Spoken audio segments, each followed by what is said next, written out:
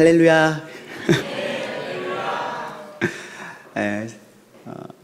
제가 여러 번 말씀드리지만 사실 특송이라는 이 특송은 굉장히 저에게 중요해요. 그래서 특송을 저는 누구보다도 특송을 기대합니다.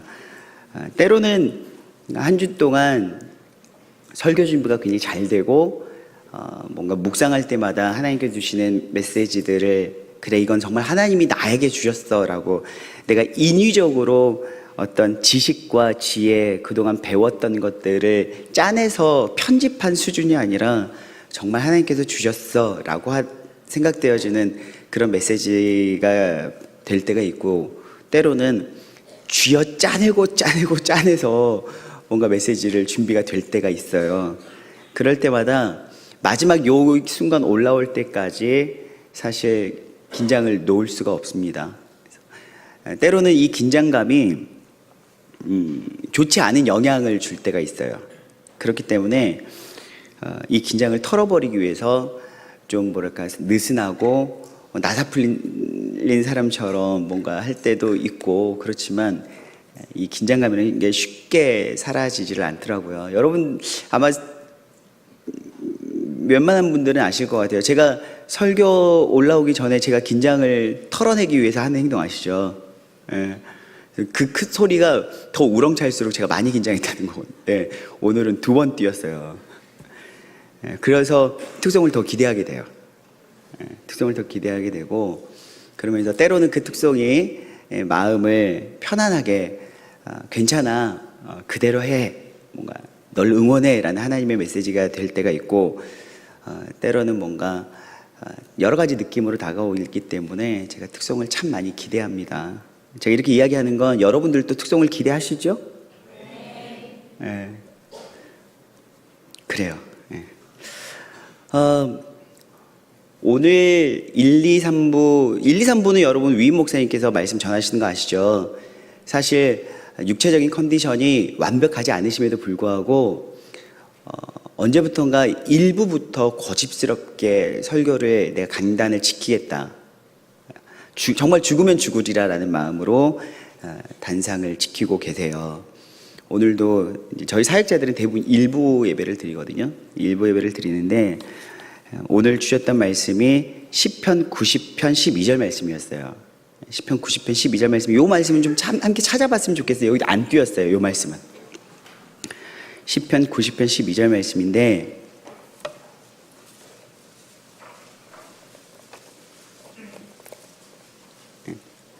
찾으셨나요?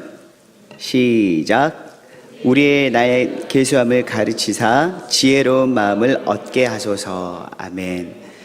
때로는 제가 사부를 전하고 목사님이 이제 1, 2, 3부 예배를 전하실 때 제가 1부 설교를 들으면서 우리 목사님 자주 하시는 말씀 있죠. 영은 영으로 통한다라고 말씀하시는데, 이 영은 영으로 통한다라는 걸 확 느낄 때가 있어요. 훅 다가올 때가 있어요. 무엇이냐면 목사님께서 이 정하신 설교 본문이 저의 설교 원고 가운데 참고 말씀으로 이렇게 사용되어지거나, 또 전하고자 했던 메시지가 어떤 맥락을 함께 할 때, 그럴 때 정말 영은 영으로 통한다, 우리가 하나의 공동체구나 라는 걸 느낄 때가 참 여러 번 있습니다. 오늘도 그랬고요. 오늘 목사님께서 이 본문을 가지고 말씀하셨고, 요지는 우리는 언제나 나를 계수해야 된다라는 삶이라는 거죠. 나를 계수하는 삶. 그러니까 우리의 삶이 영원하다면 사실 우리에게 삶이 며칠 남았지? 예전에 인타임이라는 영화였던가요? 그런 영화가 사람에게 시간이 돈으로 계산되어지고 이 시간이 다 하면 사람이 죽는 거였죠. 그런 영화를 봤는데 마치 그런 영화처럼 우리에게 삶의 시간이, 살아있는 시간이 정해져 있고 그 시간 우리가 다 알고 있어서 뭔가 시간을 계수하면서 살아가거나, 아니면 때로는 이 시간이란 것이 거기서는 돈으로 환산되기 때문에 누군가의 시간을 내가 얻을 수도 있고 줄 수도 있더라고요. 마치 그런 영화에서처럼 내 생명을 조금 더 나의 의지와 노력으로 연장시켜서 내가 더 살 수도 있고, 더 나아가서 욕심을 내자면 우리의 삶이 영원하다면 사실 우리는 시간을 계수하면서 살 필요는 없겠죠. 그런데 우리는 그렇지 않아요. 누구나 아무리 잘난 사람이든 건강한 사람이든 기준이 전을 통하지 않는 것이 사람의 죽음이라는 거예요. 지금 뭐 영양제 먹고 비타민 먹고 막 뭔가 건강보조제 먹으면서 건강을 우락부락하게 이렇게 근육질로 식스팩 만들면서 살아가는 사람도 꼭 어떤 사고가 아니더라도 유한한 삶을 사는 거고, 또 명석한 지식을 우상 삼아 살았던 사람도 결국엔 유한한 삶을 살아가는 건 매한가지죠. 근데 그걸 아는 사람과 모르는 사람이 있다는 거야. 아니, 다 알고 있기는 해요. 그러나 분명히 그걸 인식하고 사는 사람과 인식하지 않고 살아가는 사람은 분명히 삶의 질이 차이가 있다는 거예요. 그리고 오늘 이 시편 말씀은, 그리고 위 목사님의 말씀은 이 내 삶의 유한성, 내가 언젠가는 죽는다라고 생각하고 살아가는 그 삶부터 바로 지혜로운 삶의 시작이다라는 거죠. 여러분, 지혜로운 삶이라는 것은요, 바로 내가 죽는 존재라는 것을 인식하고 살아가는 삶, 그때부터 지혜로운 삶은 시작되는 것입니다. 지혜라는 것은 솔로몬처럼 어느 순간 외부로부터 훅 오는 게 아니라는 거예요. 솔로몬이 여러분, 하나님께서 내가 너에게 무엇을 줄까라고 이야기했을 때, 제안하셨을 때, 전 지혜를 주십시오라고 여러분 기도했던 거 아시죠? 물론 그것이 꿈의 이야기였지만 지혜를 주십시오라고 이야기를 했습니다. 그리고 우리 청년들 중에서도요, 기도 제목을 나눌 때 너는 기도 제목이 뭐야 하고 중보 기도 제목 쭉 나누다 보면 지혜를 달라는 기도 제목을 주는 사람들이 굉장히 많아요. 지혜라는 것은 우리가 참 얻고 싶은 소망 중에 하나라는 것이죠.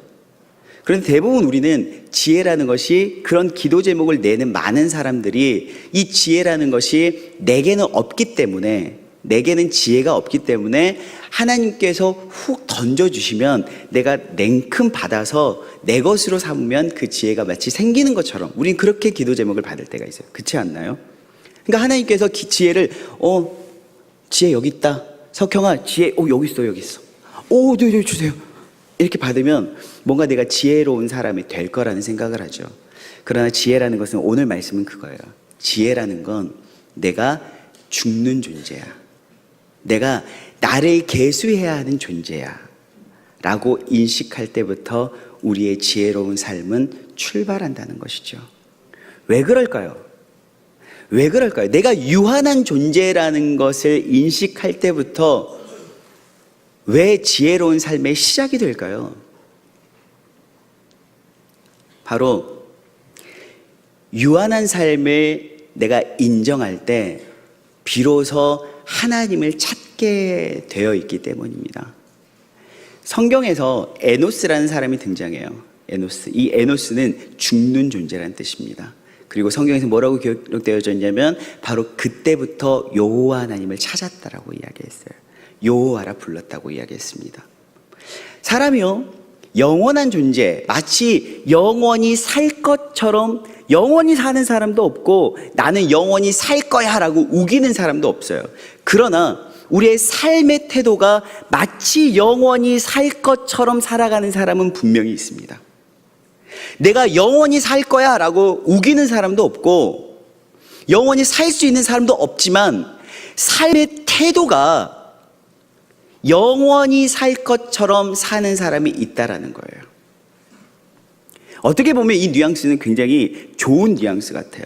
영원히 살 것처럼 뭔가 시간과 공간에 제약을 받지 않고 살아간다? 굉장히 그거 좋은 의도 아니에요? 라고 생각하지만 영원히 사는 존재는 여러분 누구밖에 없습니까? 하나님밖에 없다는 거예요. 영원한 존재는 우리 하나님밖에 없으심에도 불구하고 내가 영원히 살 것처럼 살아갈 때 곧 내가 하나님과 같은 존재로 인식하게 되어 있다는 거죠. 그렇기 때문에 창세기에서는 그렇게 이야기하는 거예요. 내가 에노스적 존재, 내가 죽을 수밖에 없는 존재, 곧 나의 유한함을 알고 나를 계수하는 존재임을 내가 인식할 때 곧 내가 하나님과 같은 존재가 아니라 나는 하나님을 찾아야 하는 존재구나 라는 것이죠. 여러분, 지혜라는 것은 바로 하나님을 찾을 때 바로 그것이 지혜가 되는 것입니다. 많은 사람들이 기도해요. 우리가 얼마나 기도 많이 합니까?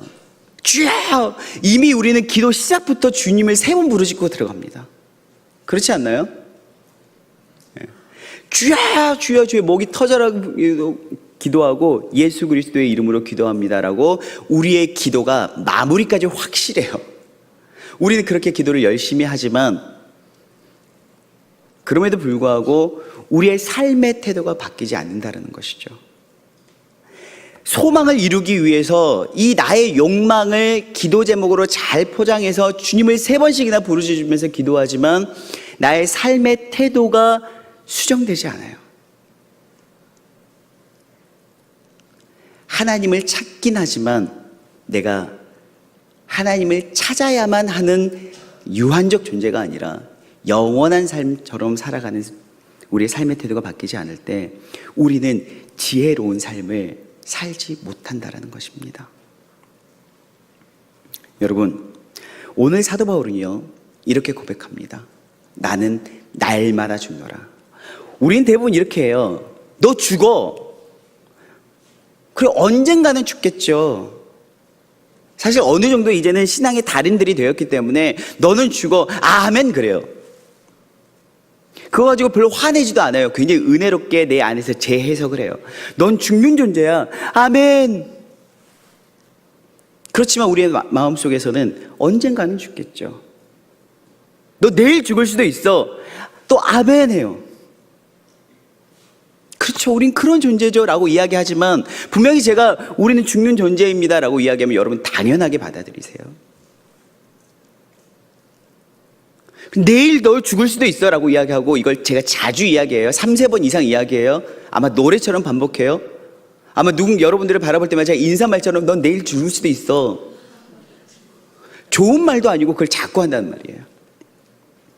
또 그 다음날 만났는데 너 오늘도 살아있었구나. 내일 죽을 수도 있어 라고 이야기를 해요. 네. 이제 점점 저를 보기 싫지 않을까요? 저 부딪히고 싶지 않지 않을까요? 내일 죽을 수도 있는 존재라는 것을 인식하고 있지 못하는 나에게 내일 죽을 수도 있는 존재라는 걸 인식시켜준다면 사실 우리가 그것을 인정하고 있다면 우리는 그게 감사가 되고 정말 은혜가 되어야 되는데 사실 우리의 내면은 나는 언제 죽을지 물론 죽긴 하겠지만 언제 죽을지 몰라. 그리고 되도록 이 땅에서 오래 살고 싶어라는 것이 전제로 되어 있기 때문에 내일 죽을 수도 있어라는 말이 자꾸 들으면 이게 상처가 되고 분노를 일으킨다는 거죠. 근데 사도 바울은 스스로 이렇게 고백합니다. 나는 날마다 죽노라. 나는 날마다 죽노라. 여러분, 날마다 죽는 자의 삶, 어떨 때 날마다 죽을 수가 있을까요? 이건요, 날마다 죽노라라는 것은 누군가가 사도 바울에게 너 이렇게 고백해야 해, 안 그러면 너 죽어 라고 말한 것이 아니라 사도 바울 스스로가 고백한 거예요. 스스로가 나는 날마다 죽노라라는 것을 마치 결단하듯 고백한 것이 난 날마다 죽노라예요. 그렇다면 도대체 어떤 사람이 날마다 죽는 삶을 살 수 있을까요? 도대체 어떤 사람이 날마다 죽는 자의 삶을 도전할 수 있을까요? 첫째, 죽음이 두렵지 않아야 돼요. 죽음이 두렵지 않아야 죽음을 도전하면서 살 수가 있어요. 사랑하는 여러분, 사실요, 우리는 순교자의 삶을 굉장히 은혜로운 삶이라고 생각하고 어쩌면 조금 더 믿음이 성숙해지거나 믿음이 좋아지고 아니 내가 어쩌면 가장 믿음이 뜨거울 때 한 번쯤은 주님 내가 순교를 결단합니다라고 고백할 수는 있으나 나의 삶의 자리로 다시 돌아오면 사실 죽음이란 것이 여전히 두려운 실제이죠. 제가 잠깐 지멜리언 이야기를 할까요? 짐 엘리엇 이야기 여러분 귀가 닳도록 많이 들어보셨을 거예요.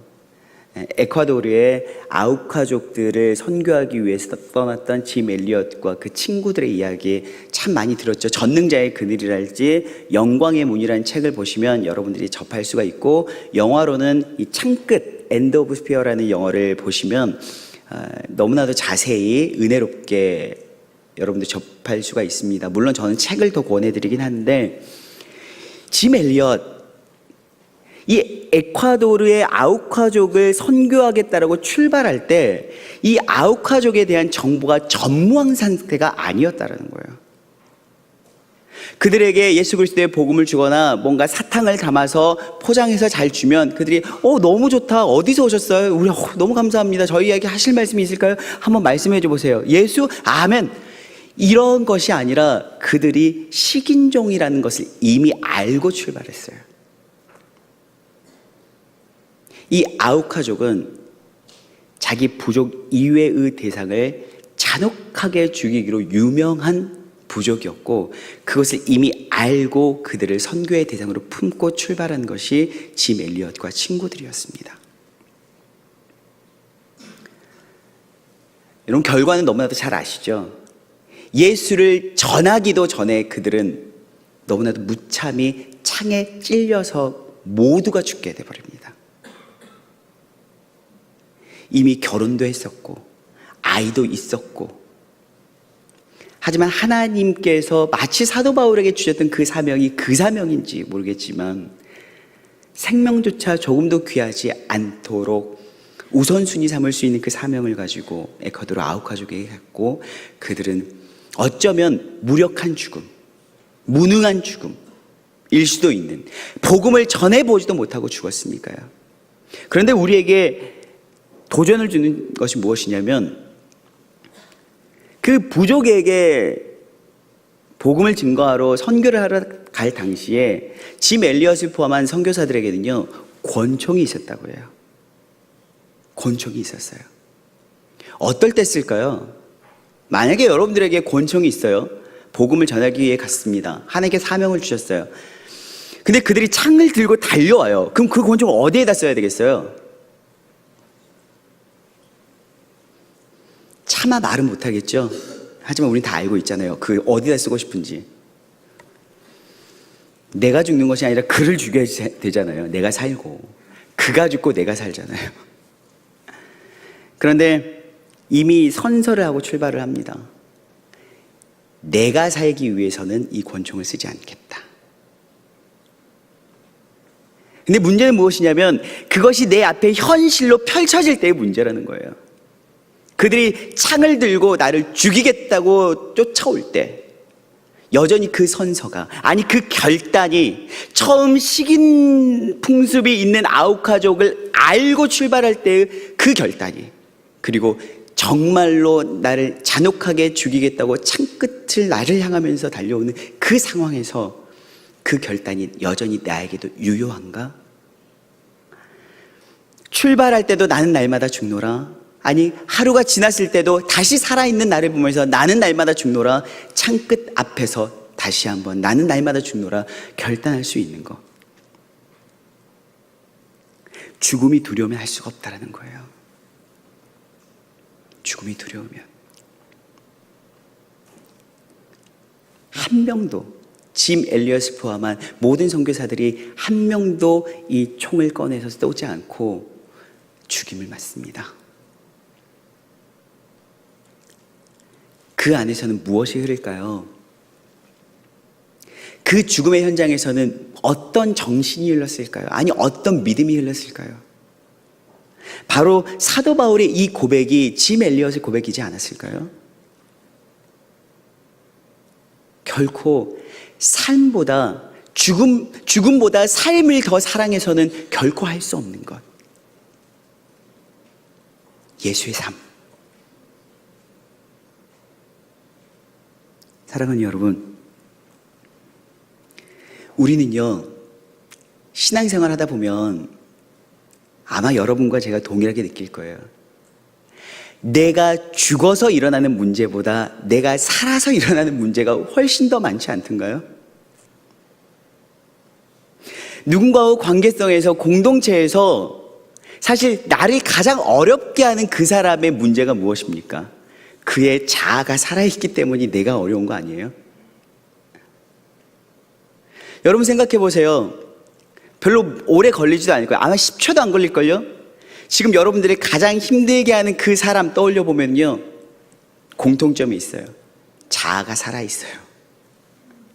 내가 죽지 않고 그 자아가 살아있기 때문에 늘 문제를 일으켜요. 죽음이 은혜입니다. 죽음이 은혜예요. 내가 죽으면 그때 비로소 상상하지 못했던 주의 역사가 일어나요. 오늘 사도 바울은요, 31절 제가 읽었죠. 여러분 아마 성경책 펴 있죠. 32절 한번 보시겠습니다. 32절 시작.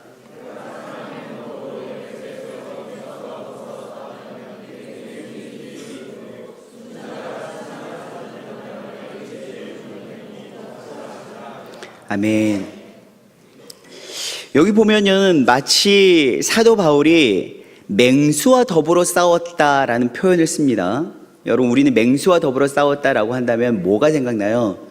영화 글래디에이터랄지 어떤 이런 원형 경기장에서 사자와 싸우는 검투사들이 생각나죠. 예. 실제로 사도 바울이 있었을 당시에는 바로 그런 원형 경기장에서 검투사들과 맹수의 싸움이 비일비재하게 일어났던 상황입니다. 그리고 크리스찬들과 여러 가지 이방의 노예들이 그런 맹수의 먹잇감으로 사라졌죠. 사도 바울은 바로 그런 검투사들을 비유해서 이야기합니다. 생각해 보시면 여러분, 나는 날마다 죽노라 라고 고백했던 그 고백은 바로 이런 검투사들의 고백이었다고 합니다. 여러분 영화 보셔서 영화가 장면이 이렇게 지나가시죠? 오늘 나는 죽을 수도 있다는 거예요. 그러나 운 좋게 내가 살면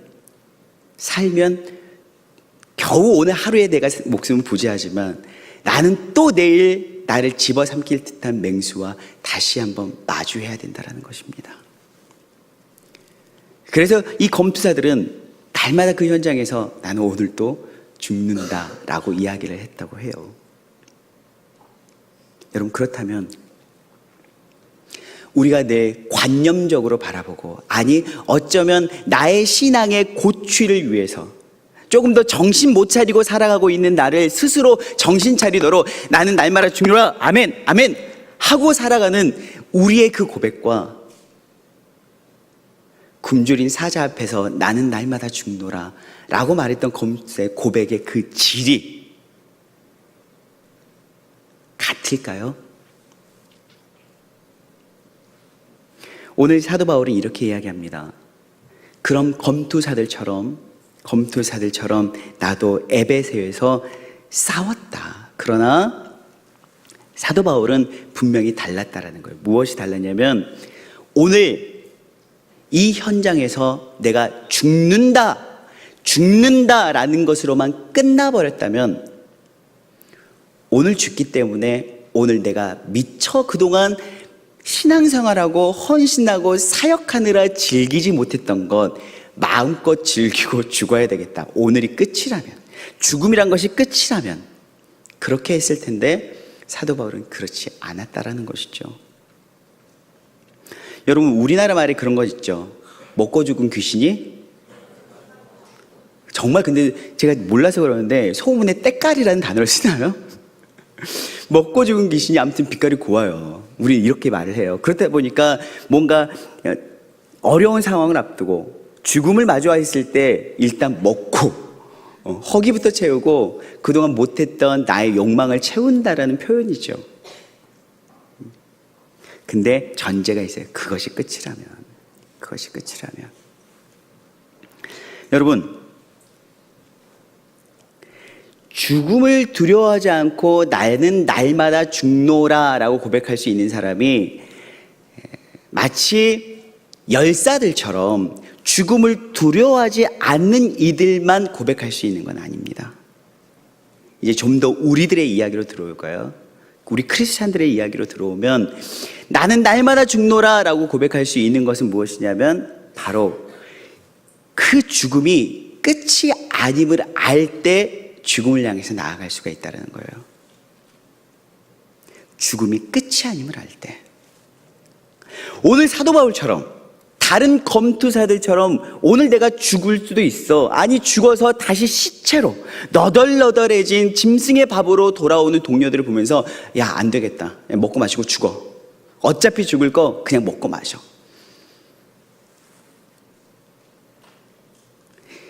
이렇게 살지 않는다는 거죠.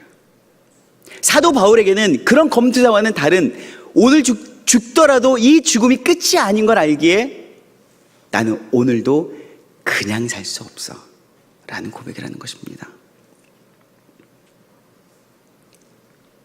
사랑하는 여러분, 사도 바울은요 골로새서 1장 24절에 이렇게 이야기합니다. 시작.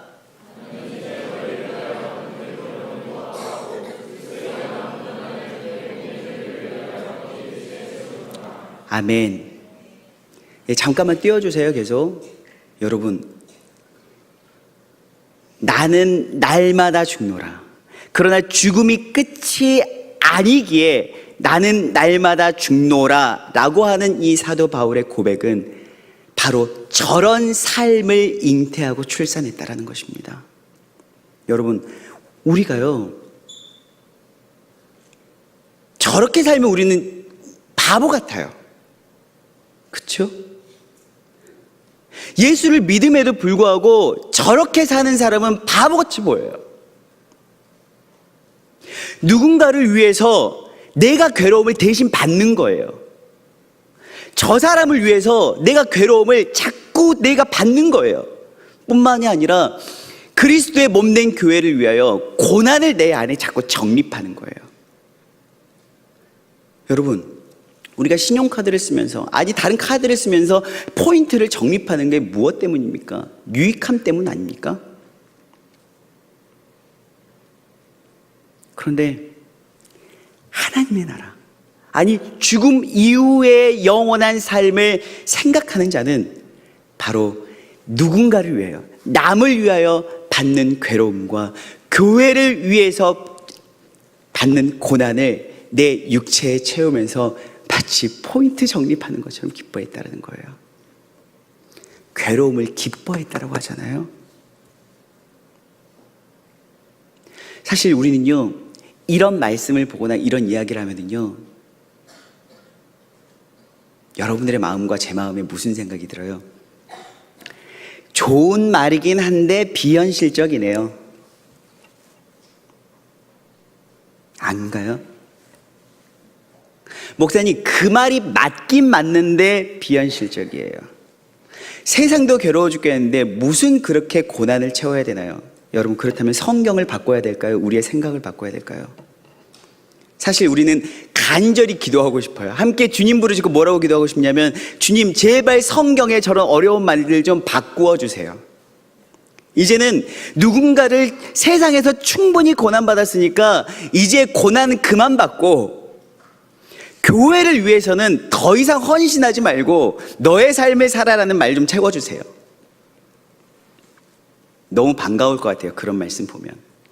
그러나 영원하신 하나님께서 쓰신 영원하신 진리의 이 말씀은 우리에게 이렇게 이야기하고 계세요. 남을 위해 받는 괴로움을 기뻐해라. 포인트 적립하는 것처럼 기뻐해라.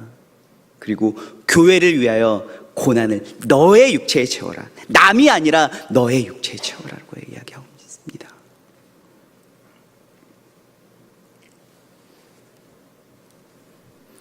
영원한 삶, 죽음 이후에도 이어질 영원한 삶, 아니 내가 오늘 죽고도 내일 살아날 삶을 믿지 않는다면 우리는 이 삶을 도전할 수가 없다라는 거예요.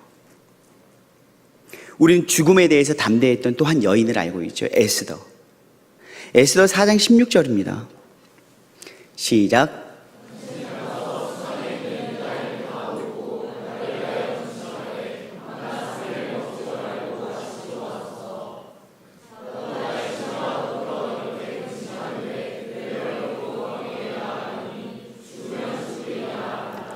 아멘.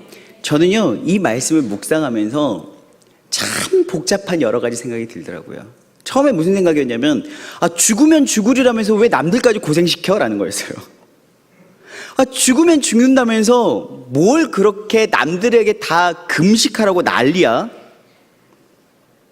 그것도 하루 금식도 아니고 한 끼 금식도 아니고 수많은 사람들로 하여금 밤낮 3일을 금식하라고 한다는 거예요. 그게 죽고 싶은 사람의 삶이에요? 죽기 싫은 사람의 삶이에요? 여러분, 누군가에게 금식하고 기도해, 3일 동안 금식하고 기도해 라고, 그리고 나는 죽음의 현장으로 가, 금식하고 기도해 라고 하는 건 죽고 싶다는 거예요? 죽기 싫다는 거예요? 죽기 싫다는 거예요. 나도 살고 싶다는 거예요. 그러니까 금식을 기도를 부탁하는 거 아니겠어요? 여러 사람을 힘들게 하면서까지 부탁하는 거 아니겠어요? 문제는 무엇이냐면 우리는 엄청나게 정말 죽음이란 것을 무가치하게 생각할 만큼의 큰 믿음이 있어야 이런 신앙을 살아낼 수 있을 거라고 생각한다는 거죠. 그러나 에스더서를 보면 무엇이냐면 우리 안에 죽기 싫은 마음이 있어요, 분명히. 그러나 살고자 하는 마음, 잔혹하게 죽임당함을 두려워하는 마음이 있을지라도 바로 그 두려워하는 마음을 죽이고 내가 하나님의 뜻을 선택하는 자, 바로 그것이 나는 날마다 죽노라의 삶을 가능케 하는 삶이라는 거예요. 저도 그렇고요, 여러분도 그렇고요, 죽음 자체가 가벼운 사람은 아무도 없습니다. 여러분, 제가 여러분들보다 한 20년은 더 살았으니까 이제 살 만큼 살았으니 목사님이 그런 말씀 하시면 안 되죠. 그렇게 말씀하시면 그래, 너 말이 맞구나, 내가 먼저 태어났으니 먼저 가는 게 맞지, 이럴까요? 아니에요. 저도 제 삶 소중해요. 바꾸어 말해볼까요? 제가 더 오래 살았으니까 여러분들보다 제가 이루어 놓은 것도 있어요. 가족도 있고요, 책임질 가족도 있고요, 제가 지켜야 될 것이 많으니까 오히려 제가 더 오래 살아야 돼요. 그렇게 그러려면 너희가 먼저 죽어요. 그런데 여러분이나 저나 바로 살고 싶은 마음이 있어야 되고 살고 싶은 이유들이 다 있다는 거예요. 그러나 우리가 바로 이 죽음을 마치 죽음이 가벼운 것처럼 선택할 수 있는 것, 사도 바울이 생명이 귀해서가 아니라 사명을 선택했던 것은 바로 그 안에 믿음으로 꽉 차서 두려움이 존재할 영역이 0.1%도 없어서가 아니라 바로 우리 안에서는 삶과 죽음이 늘 치열하게 싸우지만 우리가 선택해야 하고 가야 할 길은 분명하다라는 것입니다.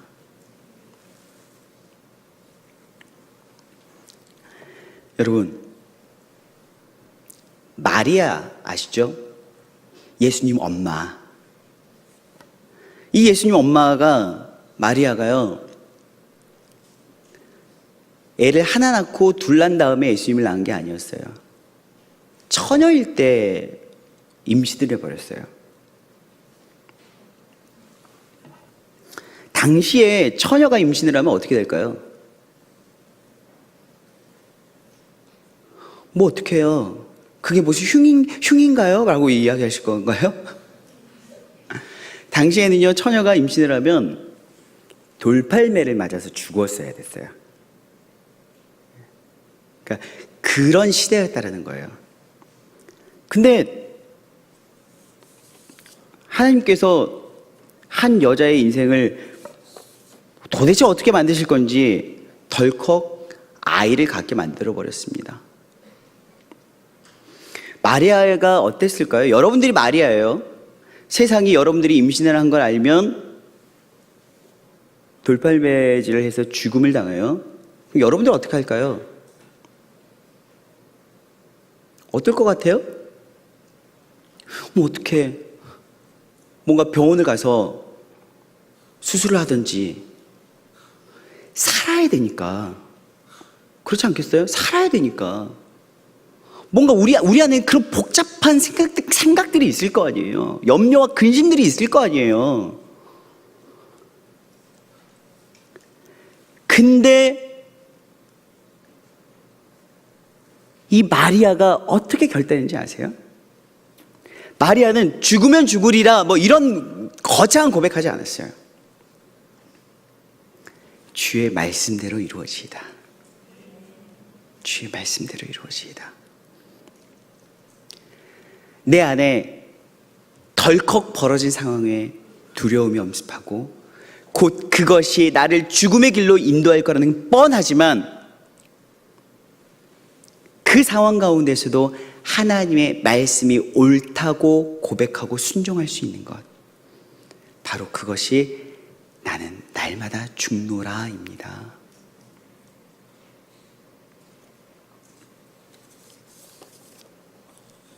여러분, 마리아가 두려움과 위험한 상황 가운데에서 참 이루어질 수 없는, 아니 그것이 이루어져 봤자 내 안에 고통일 것이 뻔한 그 삶을 자신의 생각을 죽이고, 자신의 생각을 죽이고 두려움을 죽이고 엄습하는 모든 괴로움들을 다 죽이고 하나님의 말씀을 선택해서 순종했을 때 그는요, 남들이 경험하지 못했던 경이로운 삶을 경험하게 된다는 거예요. 우리는 순교의 현장에 있지는 않습니다. 여러분들을 굶주린 사자에게로 들이밀지는 않습니다. 그러나 우리 주변에는 굶주린 사자 같은 사람은 있죠. 저 사람은 나 잡아먹으려고 저기 있나 하는 사람들이 있을 거 아니에요. 직장에서도 그렇고 뭐 주변에 그런 사람이 있잖아요. 근데 생각을 바꿔보세요.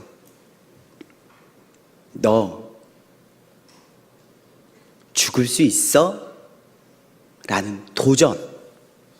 하나님이 그 상황을 통해서, 그 시간을 통해서, 그 환경을 통해서 여러분들에게 너 날마다 죽는다며 오늘 죽을 수 있어? 라는 도전의 메시지임을 여러분들이 믿음으로 받으실 수 있으면 좋겠습니다. 그 믿음의 도전 가운데 순종으로 믿음의 말씀을 선택할 때, 하나님의 오르심을 선택할 때 우리는 참으로 경이로운 삶을 살아갈 수가 있습니다. 여러분, 세 번째로 어떤 사람이 죽을 수 있냐면요, 죽었다 산 경험을 한 사람이 죽을 수 있어요.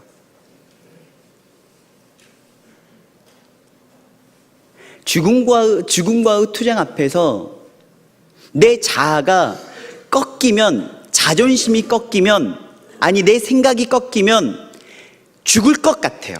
아니 죽는 것 이미 결론 난 것 같아요. 그러나 내가 죽었더니 놀라운 일이 일어남을 경험한 사람, 그 사람이 또 죽을 수 있어요.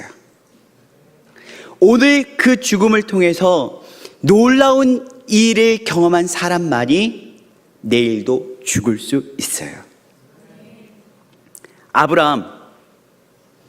아브라함은요, 아들 이삭을 바칩니다.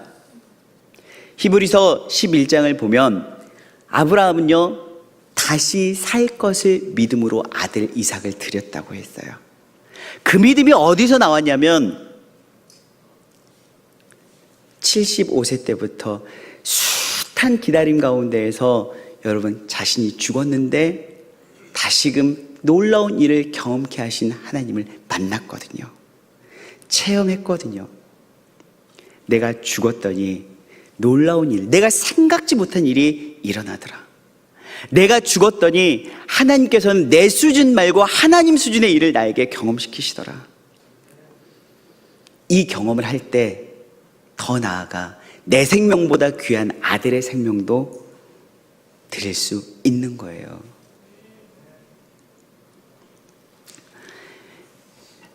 4월 한 달간 여러분 계속적으로 이 모양 저 모양으로 부활에 대한 메시지를 들으셨을 거예요. 초대교회 때는 교회가 안식일날 드려지던 예배를 부활을 기념하면서 안식 후 첫날 드려지게 됐잖아요. 매 주일이 부활절이었습니다. 매 주일 부활의 주님을 만났습니다. 그래서 작정하고 4월 한 달간 죽음과 이 부활에 대한 메시지를 전했습니다. 여러분, 이 말씀이 여러분들의 삶 가운데 결단이 되었으면 좋겠습니다. 교회 와도 왜 행복하지 않을까요? 죽지 않아서예요. 내가 죽지 않아서, 그리고 우리가 죽지 않아서, 너가 죽지 않아서. 죽으면 손해보는 것 같고, 죽으면 모든 것이 끝날 것 같지만, 여러분, 죽음을 향해서 나아가 보세요. 죽어보세요. 내가 생각한 장면 이상의 장면이 펼쳐지더라고요. 우리 모두가 이걸 경험해 왔으면 좋겠어요. 다들 죽지는 않고요. 어디까지 경험하냐면 죽을 만큼까지만 경험하더라고요. 죽을 만큼까지만. 그러니 죽지 않아서 죽을 만큼까지만 갔다가 다시 돌아오니 설 죽어서 야, 그거 별거 없더라. 이렇게 해봐도 저렇게 해봐도 그거 별거 없더라. 그냥 네 하고 싶은 대로 살아. 결국 그 정도의 간증 아닌 간증을 하고 다니게 돼 있어요. 여러분, 우리가 이곳에 모인 모든 사람이 나는 날마다 죽음으로 말미암아 날마다 경이로운 일을 경험할 때 바로 그 풍성한 간증들로 넘치는 교회. 그래서 만나는 사람마다 죽었더니 살았더라라는 간증으로 서로가 서로에게 도전을 주는 아름다운 청년부가 될 수 있었으면 정말 좋겠습니다. 아마 예배 이후에도 여러분 한 사람 한 사람이 죽어야 되는 상황 가운데 여러분 부딪히실 것입니다. 과감히 남 죽이지 말고 내가 죽기를 선택하길 원합니다.